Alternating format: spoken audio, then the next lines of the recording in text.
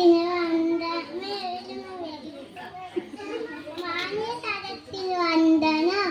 ഞാനിവിടെ പറയാൻ പോകുന്ന കഥയുടെ പേരാണ് കതിരയും മണ്ണാങ്കട്ടയും. ഒരിടത്ത് ഒരു മണ്ണാങ്കട്ടയും കതിരയും ഉണ്ടായിരുന്നു. അവർ ഭയങ്കര സുഹൃത്തുക്കളായിരുന്നു.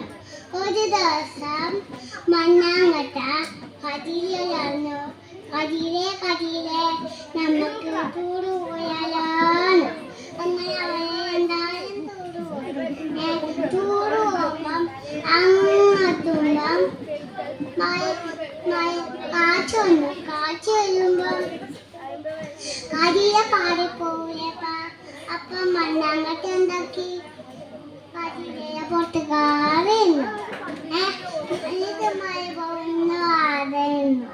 എന്നിട്ട് കാറ്റ് പോയി കഴിഞ്ഞിട്ട് അവരെ എന്തായാലും ആദ്യേ തൂറുമ്പോ അങ്ങെത്തുമ്പോ മഴ വന്നു.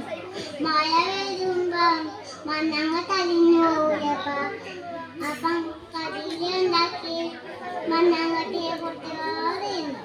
എന്നിട്ട് മഴ പോകുന്നവരായിരുന്നു. എന്നിട്ട് മഴ പോയിച്ചവരാരേ നിന്നു. എന്നിട്ട് കാറ്റും മഴയും ഒന്നിച്ച് കതിര പാടിച്ചും പോയി മണ്ണാങ്കട്ട അലിഞ്ഞും പോയി.